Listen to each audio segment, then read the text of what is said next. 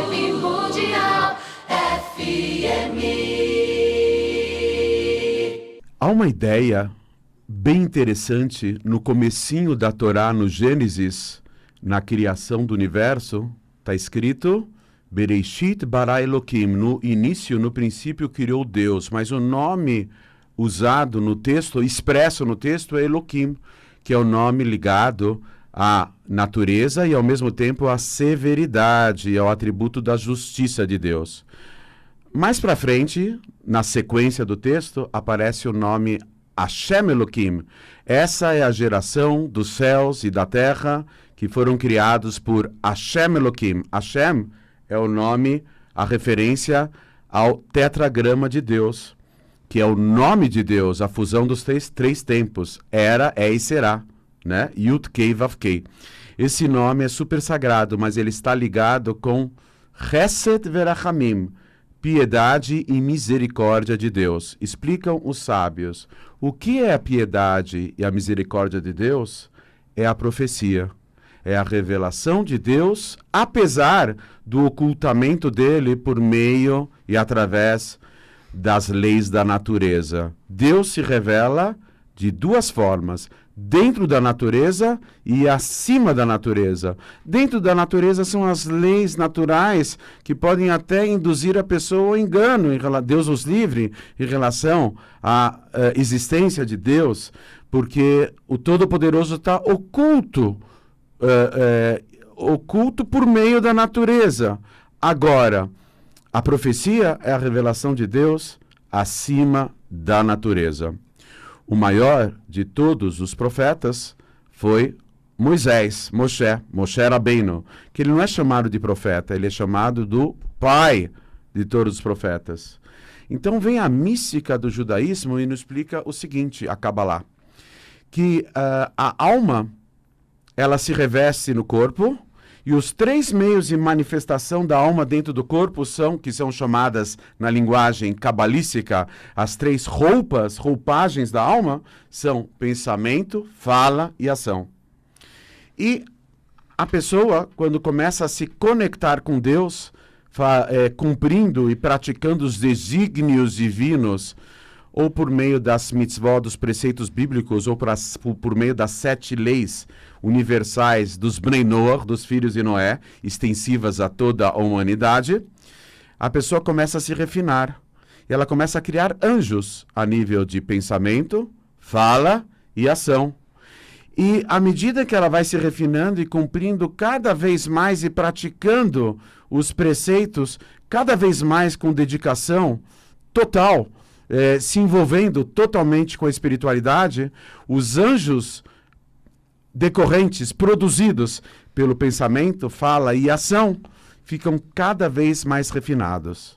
Até que chega um momento que a pessoa cria anjos tão refinados, que eles formam uma ponte de comunicação com a própria pessoa que os criou, que os gerou.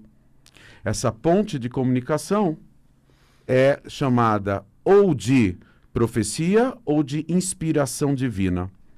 Os textos do Arizal Rabbi Yitzhak Luria, o grande cabalista, nos explicam de que existem 3 formas de revelação de Deus, que na linguagem cabalística são chamadas de fala, voz e hálito. De novo, fala, dibur, voz ou som, kol, e hálito é hevel. Essas 3 formas de manifestação de Deus na comunicação com o ser humano, as 2 primeiras são mais elevadas. Elas são chamadas de profecia. E a última, que são a fala e a voz. São processos cabalísticos dentro da alma da pessoa, com resgate de aspectos elevadíssimos dentro da alma da pessoa, que fazem surtir a revelação de Deus.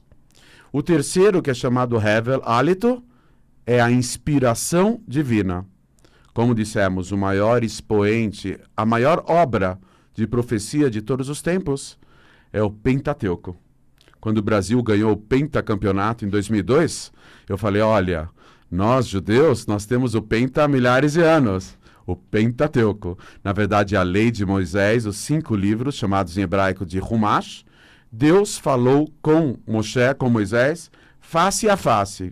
Vamos tomar cuidado. Deus não tem face, não tem semblante, não tem corpo. Ele não tem tamanho, porque ele é infinito. Mas a proximidade era algo comparável com a proximidade de uma pessoa falando com a outra bem na sua frente. Moshe foi o maior expoente da profecia. Agora, a maior obra de inspiração divina de todos os tempos é o Tehillim, que é os Salmos do rei David. Os Salmos é a maior obra de inspiração divina. Quando eu falo em profecia e inspiração divina, esses textos acabam revelando altos segredos dos mundos espirituais, nas combinações a partir da guimátria, numerologia e da similaridade de palavras, numa dinâmica de cada vez maior abstração, uma vez que os mundos espirituais eles estão ligados com a experiência extracorporal, eles são adimensionais, estão acima do tempo, do espaço, da matéria, e o espírito cada vez mais refinado. Então, a maior obra de profecia é a Torá, o Pentateuco, a lei de Moisés, e a maior obra de inspiração divina é o Tehillim, os Salmos. 70% das orações diárias do Sidur, do livro de orações, no povo de Israel, é composto de Salmos. Ele é extremamente elevado. Moshe, o maior profeta, e o rei David, o maior inspirado por Deus. E Deus escolheu como descendente direto do rei David o Mashiach, o maior líder de todos os tempos que está prestes a se revelar.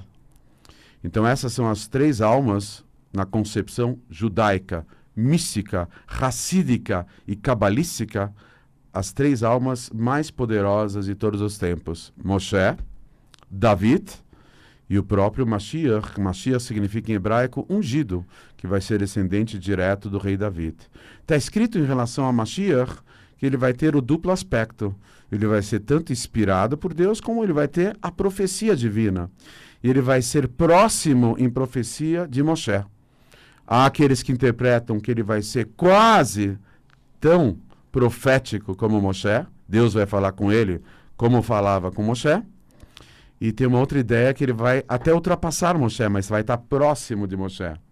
A profecia vai estar presente na época futura, que deverá se revelar iminentemente nas palavras do líder máximo da nossa geração, o Rebbe de Lubavitch. Nós somos a última geração do exílio e a primeira geração da redenção.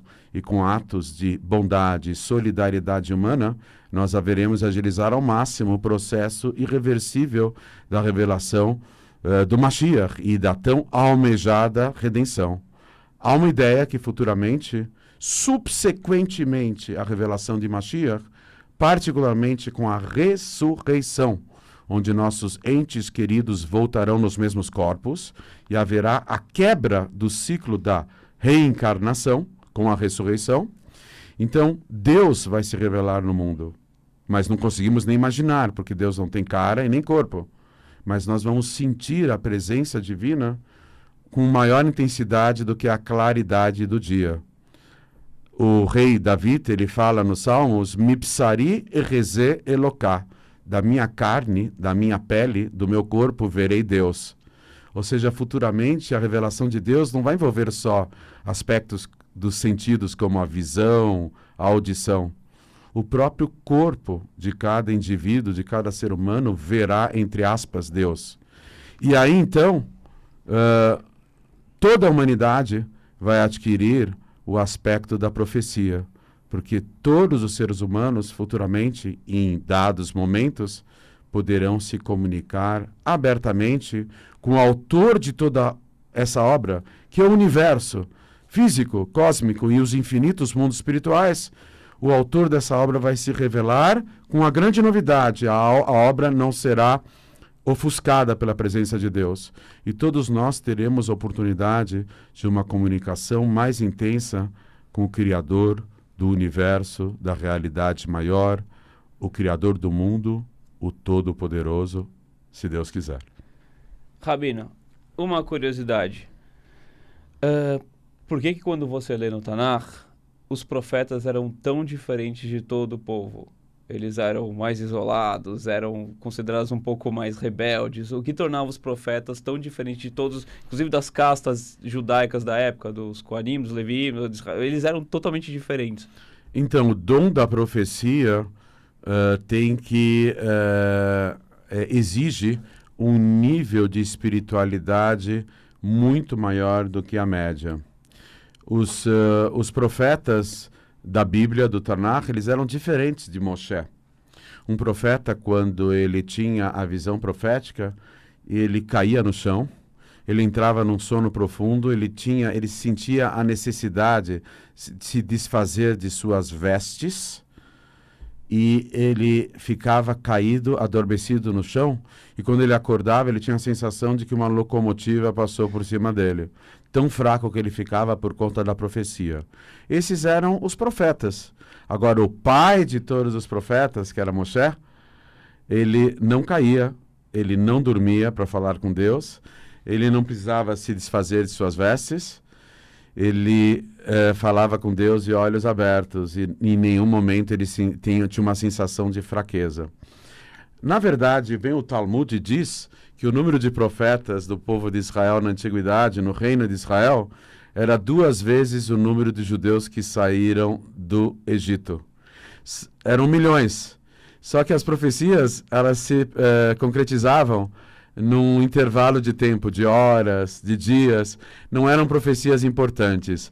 Aquelas que foram sobre inspiração profética, aquelas que foram registradas e catalogadas e sistematizadas nessa obra milenar que é profética, que é a Bíblia, o Tanakh, somente as profecias no intervalo de médio ou longo prazo. E profecias importantes, não que envolviam aspectos triviais do dia a dia, mas profecias que envolviam o destino coletivo de todo o povo de Israel e, por extensão, de toda a humanidade. Então, não é que os profetas eles eram excêntricos, mas que eles tinham um nível de sensibilidade e de espiritualidade totalmente diferente da média, que naturalmente os fazia serem pessoas diferentes. Vibe Mundial.